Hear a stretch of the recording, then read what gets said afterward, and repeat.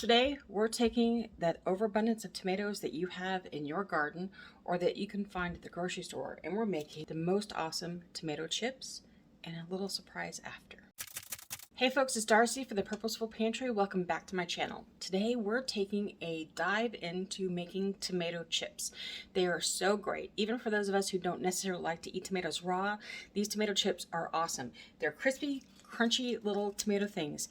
We're going from a tomato to make tomato chips that will make into a tomato powder that will make a special little sandwich spread that's perfect for hamburgers and sandwiches, and we'll learn how to store them. So let's get started. Okay, what you see I've gotten started is a bowl full of Roma tomatoes that I did buy from the grocery store because our garden did not produce this year. For Romas, we have cherry tomatoes, but not our Roma. So I've got those, and I've got a couple of like the vine ripened tomato here. For me, this is how I do it. Other people may do it differently, but this is how I do it. I take off that blossom end and I set it aside. That's just going to go in for compost. I do not bother to core these. There's not a big enough core to worry about. I don't bother to take out the gel because to me it's not worth the effort. I just let them dry like it is. So I do like a 1/4 to a 1/2 inch slice. These are gonna shrink down to almost nothing. They get really tiny. So I make sure that I give it a good enough thick slice that there's some substance to it and they stick less on your mats when you do this. So what I also do is this end piece is going to go into spaghetti sauce later, so I don't bother messing with it. I'll just dice those up, freeze them, and then they will go into the next batch of spaghetti sauce I make.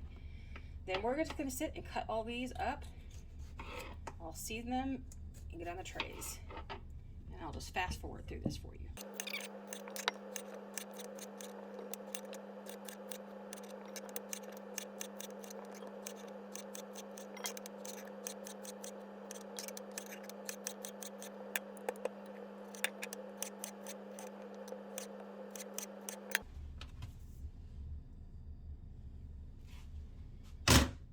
Here's what I do with them.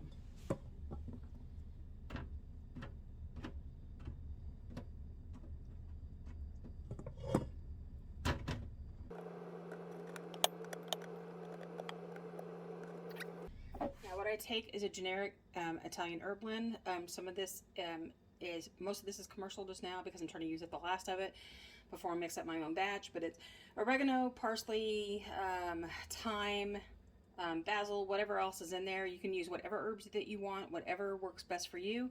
But I just do this and sit and sprinkle on. Now, I'm sure that you could put a bunch of this into a baggie, put your tomatoes in there, and then just let them, and just run it around the baggie. It probably will be a little faster for you. I just prefer to do it this way because I have more control about how much goes on each piece.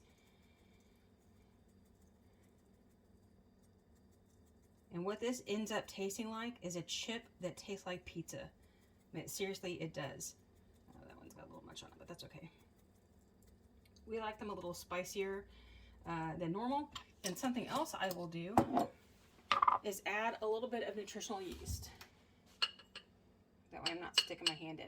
Now what you also can do is just mix all this together ahead of time.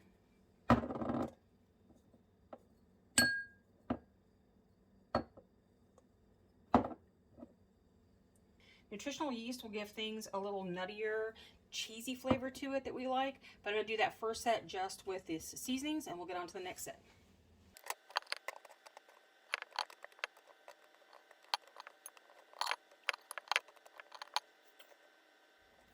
Okay, someone might ask, why am I using a mat? Why don't I just put it on to the tray itself? The problem is that tomatoes will stick like crazy. You want to use a barrier between the stainless steel of a kasori tray or any other tray that you have, especially with the thin tines, because as these dry, they will stick to that like crazy. So I use some kind of barrier. You can use your silicone sheets for your machine. You can use fruit leather trays if you have them. Or you can use parchment paper, whatever you want to use, but you want to use some kind of protective barrier to help these not stick so terribly. There's definitely no ratio. I will use the rest of this on something later. I'll probably put it in some burgers that we're planning on having today for dinner, but you can just go in here and sprinkle this on. Next tray down. Okay, what you see we have are the bigger tomatoes, 2 trays of just aromas, that have been cut and seasoned too. Then what I have are 2 trays of what we have left in our stock on the shelf. I want to go ahead and re-dry these because over time things can get a little bendy, and if they've been sitting out for a little while, which I let these do when I was preparing stuff, so they've absorbed the moisture from our air, so they can get a little bendy. This is what you can do for things that you found that maybe they've absorbed some moisture, they're no longer quite crispy like you like them. Throw them back into the dehydrator and let them dry more. That's the easiest way to do it. You do not have to throw it out just because something that once was really crispy now has a little bend to it. As long as you see no indication of any mold, throw it back into your dehydrator and let it dry some more. These are going to be used on something when I'm all done that's going to be really special for dinner. All right, so let's get started. Here's how I do it. The temperature can be anywhere from 125 to 135 or lower because a tomato is a fruit. Botanically, it's a fruit. It is legally a vegetable, so you can just take whatever pick that you want. The higher in temperature that you go, the more of the vitamin A and vitamin C that you're going to lose. But because we're doing these as chips that are going to be used really quickly, I'm not so worried. I'd like them to dry a little faster. But if you dry at 125, these should take anywhere from 8 to 12 plus hours, depending on how thick you slice it, the humidity of your home, your machine, etc. So just dry them until they're dry. Don't go by time, which is why my time is set at 48 hours because I don't even bother with it. So we're ready to get started? Let's go. Okay, so here we go. After about 10 hours, they had good time to dry. I checked them. They needed a few more hours. And so because it was bedtime for me, I just put it on 95 and let them run for the rest of the night. So these are our regular tomatoes, the vine ripened tomatoes. What I did right before I went to bed, I flipped them all to make sure that the bottoms were dry as well, that they didn't stick to my trays. However, the thing is, when you do tomatoes a little thicker, between 1/4 and 1/2 inch, you will get less sticking. The thinner the slice, the more sticking that you're likely to get. So these are just popping right off and are no problem whatsoever. Okay, these are the little romas that I did, just like that. So before you do anything with them, you need to give them plenty of time to cool off before you test. Once you have them cooled off, you're going to do a quick test. They shatter, they're good to go. Set it right there, and we're ready to store and do one little special thing with all of these. All right, so here are our finished tomatoes. As you can see, this is the one I tested. As you can see, a tomato like a Roma that has a lot of open space between all of the segments will have more open space in the tomato when it's dried. Then here are our vine ripened tomatoes. Just like that. And those are my previously dried ones. Now you can see the difference between these two Romas, okay? This was cut at a 1/4 inch. This was cut at the 1/4 inch, 1/2 inch. This lends itself to more sticking, but it also lends itself to a crisper, thinner texture. So this is completely up to you what you like. This has more tomato flavor. It's got a little bit more of a bite to it because you've got more tomato in each bite. This is going to have a little less, but it's more of a crisp tomato. So it's completely up to you. The problem that comes with doing them super thin is that they will often stick, so you have to be careful.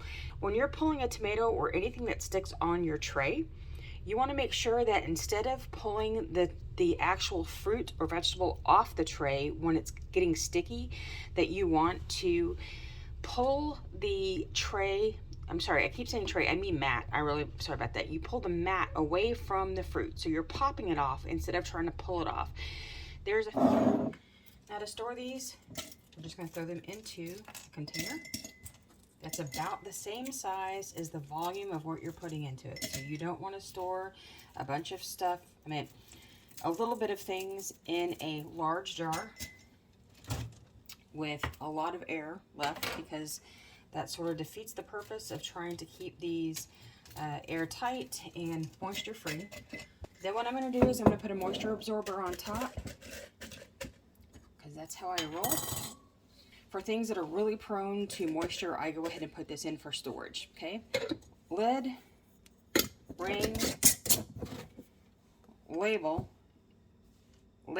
and we're good to go. So these should last They should last up to a year. I find that they don't, because I find that a lot of tomato products don't last that long, and especially when you're in and out of the jar and you're always introducing a little bit more moisture to it, which is why I keep the moisture absorber inside. But that is for storage. Okay, so let's get busy with the next thing. Oh, wait. What can you do with these? You can put them on quiche. You can put them on top of pizza. You can put them in a grilled cheese sandwich. You can put them on a hamburger. They have a different flavor and texture than a regular tomato. It's a more intense tomato flavor, and it will be a little chewy by the time that you get it. Like if you put it on a burger, as it absorbs some of that fat and moisture from things around it, they will get a little softer, but they still are such an intense flavor, and they're really, really great on top of pizza. Just throw them on, cook your pizza, and you are good to go. Okay, what I have done now is I've put quite a few of the tomato slices into a jar of my Nutri Ninja. You can use a coffee grinder, you can use any bullet blender, you can use a small blender. When you have a small amount to do, you don't want to use a really large blender because it won't process through well enough. It'll take a while because it's so small, but we're just going to run these through right now. Pulsing, as always, don't just run it in the beginning full force.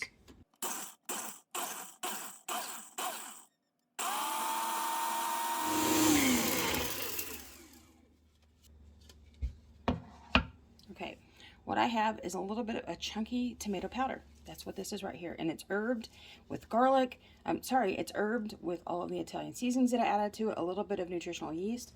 What you could do also is, if you have a little garlic, you can add to it as well. You could have added this before you did the powder, and it would have ground up with it, or to blend it all together. Shake it up really well.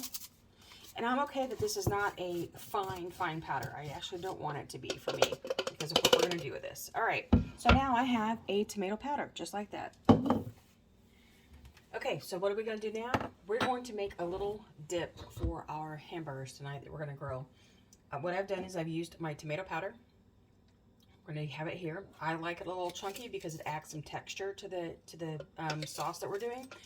We're going to do a flavored mayonnaise for our hamburgers. So it's kind of like a Cheetos aioli. So what I'm going to do is I'm going to put some mayonnaise into our jar. And no, I don't make my own. We eat it so rarely that it's not worth me making, okay? That's going to be way more than enough for us for tonight for our hamburgers. So I've just got a little bit of, that's maybe a third of a cup of mayonnaise. And if you want the recipe for this, there'll be a recipe card in the blog post for how to dehydrate the tomatoes and how to do that. And then there's also going to be a note in that recipe card on how to make this. So we're going to use about a fourth of a cup of mayonnaise to a good heaping tablespoon of this powder, okay? And you can see it's chunky. And as you mix it up, I should have used a bigger bowl. You can decide if you want more tomato powder in here or if you want less, and I definitely want more. So we're going to put a little bit more of that in here.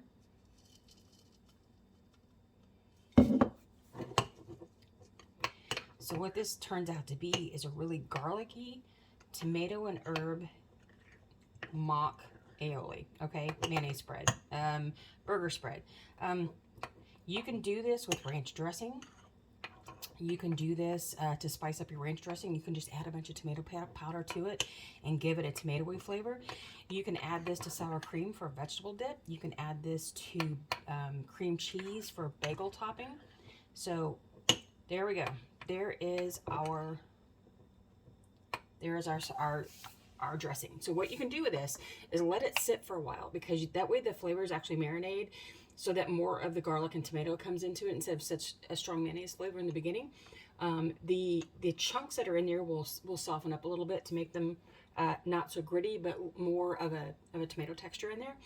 This is great on your on burgers, on sandwiches, as a spread for flatbread sandwiches, however you'd like to use it. So to store this powder, I don't have a lot left. I'm probably going to actually put it in some dressing and use it for a salad this week. What you would want to do is you'd want to put this into an airtight container with a moisture absorber that's only about the size of the powder that you have, because you don't want to let a lot of air into your jar with your powder. If you make a lot of powder at once, you'll want to put it on, after you ground it, you'll want to put it on an oven cookie sheet. in an oven that has been preheated but turned off to the lowest temperature that it goes. Then put your tray into your oven and let it sit there for about 15 or 20 minutes, and it will dry out the powder from whatever it might have in it from using it. You can do that, or you can put it like in a cookie, like a muffin cup or coffee cup, and put it into your dehydrator and run it for the same thing. But just remember, don't turn on your machine until it's all closed up.